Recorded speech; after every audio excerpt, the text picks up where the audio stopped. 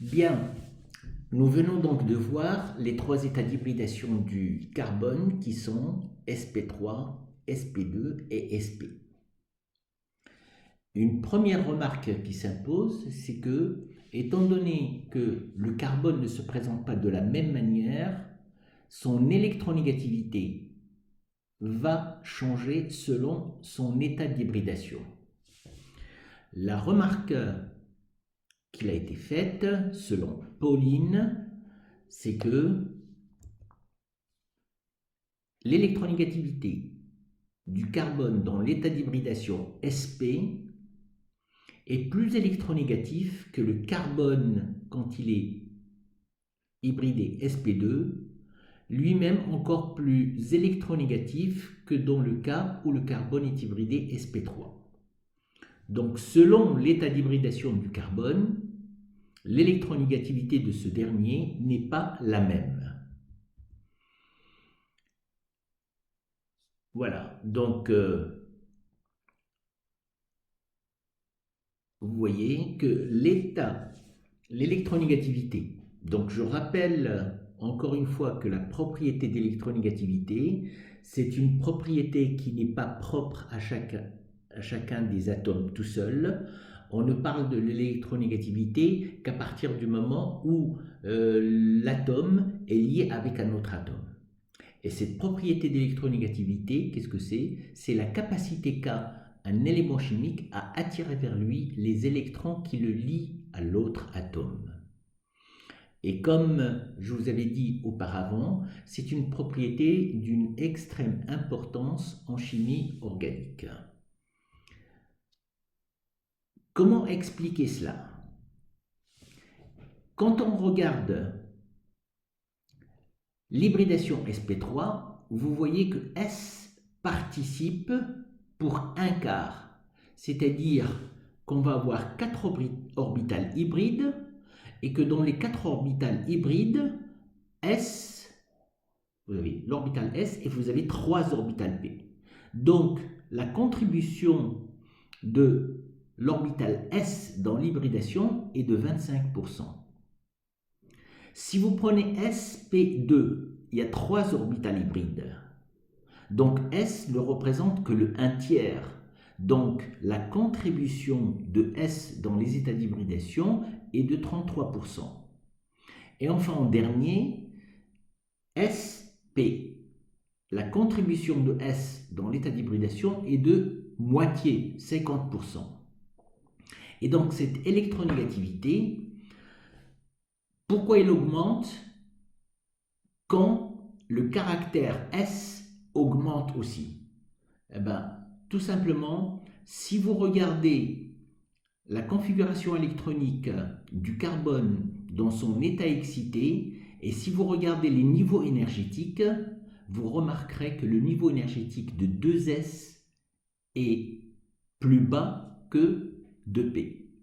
Quand on dit qu'il est plus bas, ça veut dire qu'il est plus proche des noyaux. Et donc, le fait que la contribution de S soit importante, ça veut dire que les électrons qui vont être dans des orbitales hybridées vont être plus proches du noyau et c'est la raison pour laquelle cette électronégativité augmente. Et si l'électronégativité augmente, ça veut dire que le carbone dans cet état d'hybridation qui est sp par exemple, il aura une électronégativité plus grande. Il va attirer les électrons vers lui plus que dans le cas où le carbone est hybridé sp3. Donc, la conclusion, c'est celle-ci. Plus le caractère S augmente, plus le pourcentage des orbitales dans les orbitales hybrides, plus l'électronégativité du carbone va augmenter. Alors, quand j'ai commencé à parler de l'état d'hybridation du carbone, et qu'on avait dit qu'il y avait la possibilité d'avoir l'hybridation sp3, sp2, sp, ça revient à dire tout simplement que si vous prenez la deuxième ligne du tableau périodique, les éléments qui font partie de cette deuxième période peuvent eux aussi avoir ces 3 états d'hybridation sp3, sp2 et sp. Et nous, ce qui nous intéresse en chimie organique en tant qu'autre élément de la deuxième ligne du tableau périodique, c'est l'azote et l'oxygène. Donc, de la même manière, on va faire tout simplement comme il s'agit d'une analogie, une ressemblance avec le carbone, on parlera de l'hybridation de l'atome d'azote et de l'atome d'oxygène. C'est aussi un tableau qui va résumer l'ensemble de ce qu'on a vu dans cette première partie du cours. Le carbone, avec son numéro atomique Z et sa valence 4, il sera hybridé sp3 quand le carbone va posséder 4 liaisons simples ou bien 4 liaisons sigma. Sa géométrie serait tétraédrique avec un angle de valence de 109 degrés 28. Si vous prenez l'azote, son numéro atomique est 7, sa valence est de 3. Donc, l'azote, quand il possède 3 liaisons simples plus un doublet libre, donc 3 sigma plus un doublet libre, dans le cas de l'hybridation, vous allez remarquer qu'on va faire comme si le doublet libre était une liaison simple. Donc c'est comme si on avait l'azote avec 4 liaisons autour de lui.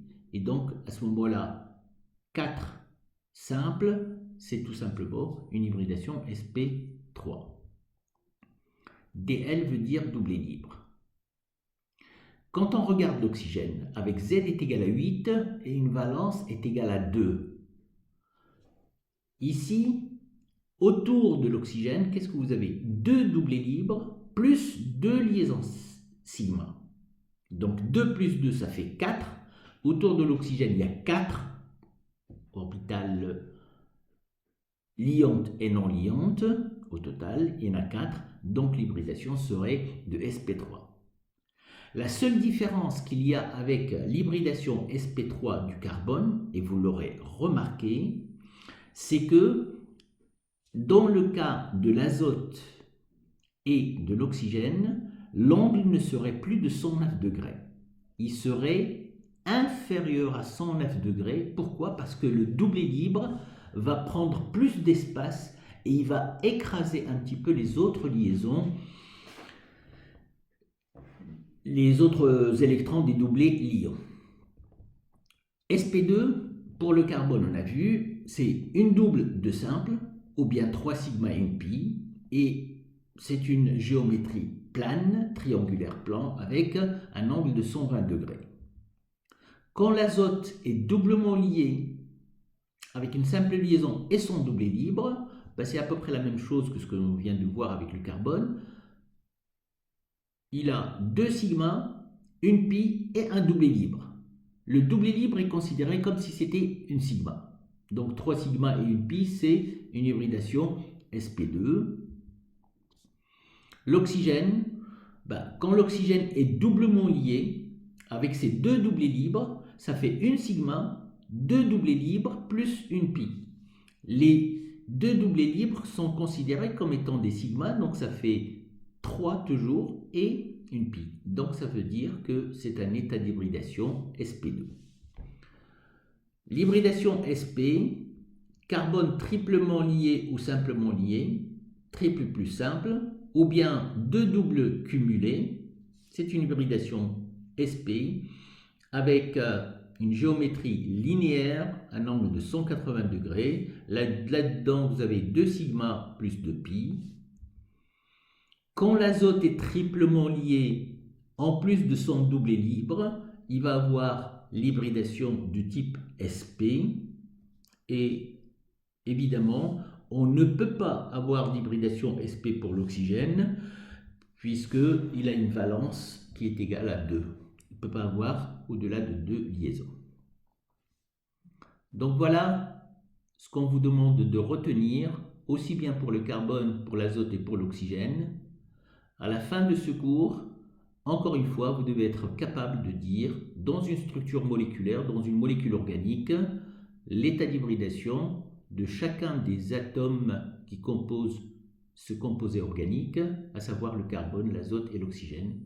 et leur état d'hybridation sp3, sp2 ou bien sp. Alors juste une petite remarque parce que depuis le début, depuis qu'on a commencé à parler de l'état d'hybridation, j'ai souvent parlé de la géométrie de la molécule, Gillespie, etc. Et pour qu'il n'y ait pas de confusion, la géométrie d'une molécule, selon la théorie de Gillespie, il tient compte des doublés liants et non liants autour de l'atome central.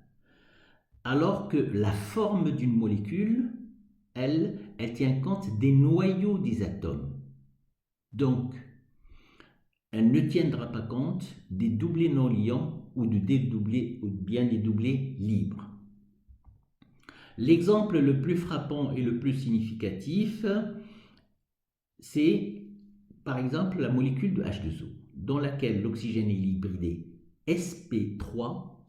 La géométrie, elle est tétraédrique, comme celle-ci. Ce n'est pas un tétraèdre régulier, mais c'est une géométrie tétraédrique. Mais par contre, sa forme, c'est une forme coudée ou bien en V. Dans l'image que vous voyez en animation ici, on parle de la forme de l'eau, on ne parle pas de sa géométrie. Quand on parle de la géométrie, il faut tenir compte de tout ce qui est autour de l'atome central, aussi bien les doublés liants que non liants. Autre exemple aussi dans l'état d'hybridation sp3, si vous prenez la molécule du méthane, le carbone il est entouré de 4 liaisons simples, c'est un tétraèdre, et voilà en animation la géométrie du méthane. Si maintenant vous regardez la molécule de l'ammoniac NH3, l'azote, autour de lui il va y avoir 3 liaisons avec l'hydrogène, plus son doublé libre, ça fait 4, donc N aura l'état d'hybridation sp3, ça va être un tétraèdre au niveau de la géométrie. Ce n'est pas un tétraèdre régulier, mais c'est un tétraèdre. Et sa forme, voilà, c'est pyramidal à base triangulaire. Voilà.